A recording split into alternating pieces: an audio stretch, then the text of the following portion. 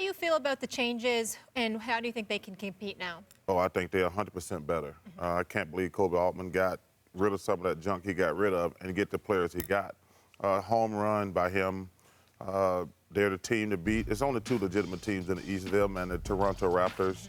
That's going to be a good series if they ever play each other, depending on how the seedings go. But those are two elite teams, but great job by Kobe Altman getting rid of the junk he got rid of, and to get the quality of players. Because Rodney Hood is one of the unsung players in this league. You know, obviously George Hill, but Nance is going to be fantastic with his energy, just the energy. You know what's interesting? I've only watched 2 NBA games the last 3 weeks because I'm getting ready for March Madness.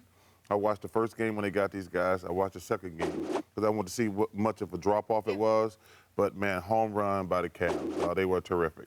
You know, I'm wondering, you talk about how you only watched a couple of games. I know you get ready for the NCAA tournament. I love you and Kenny on the NCAA tournament. March Madness is special. But when you look at the early part of the season, what does it tell you about a team, if anything at all? Or do you just think it doesn't matter until after March? Well, it matters the whole season. You don't just show up and be a good team. What you saw was the lack of overall good teams in the NBA. You know, it's starting to bite us in the behind, all these young kids coming into the NBA because they're not ready. So they're projects. So you got, in the West, you got the Warriors and you got the Rockets. They're head and shoulders above everybody else.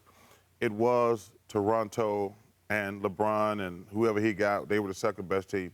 But now with the trade, that's a toss-up between them and Toronto. Dwayne Casey's done a fabulous job. Great coach. Those young guys on that bench in Toronto don't get enough credit. They are fantastic. So you believe in them more this year than you have in years past? I do believe in them more, but I think, first of all, they're going to have to prove it. You know, because I watch you guys, you talk about, like, nobody believes in the Toronto Raptors. And if I told some confidence in that thing, like, until they prove it, but I think they're better equipped. I think they've learned from mistakes, but also their bench is terrific. Okay, how about the Boston Celtics? Because they start like a house on fire. The defense in the second unit was playing amazing, right? You thought the depth was down. But something has happened since then. So why have the Celtics fallen off?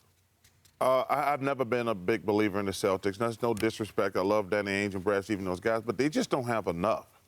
I think what happened was when Gordon got hurt, they were playing with tremendous confidence. They won like 13 in a row.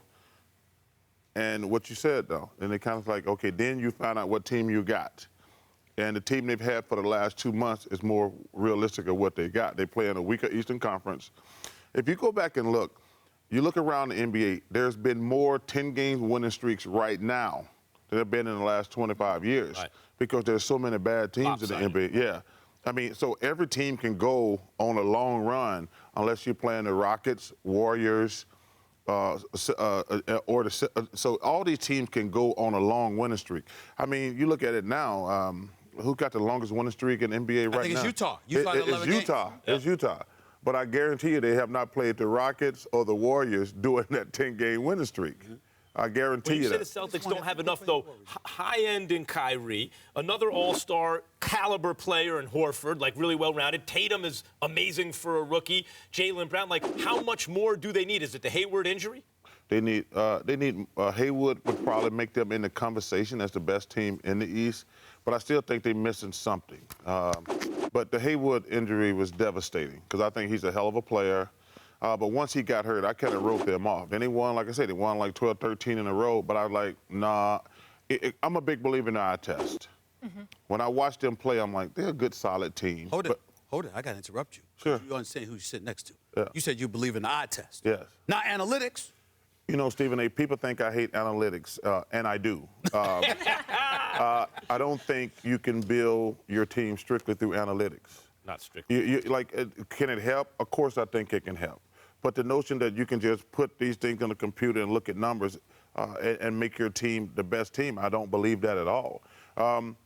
Name me the last time in the team that didn't have the best players didn't win the world championship. Never. Well, Pistons in 04 maybe, like you got to go back. You have to go back, but they had a bunch of really good players. They didn't have like a superstar, but 5 to 6 to 7, they had Ben Wallace, Chauncey, Rasheed, Rip. I mean, they had a bunch of really good players, but that wouldn't win today. Right. That would not win today.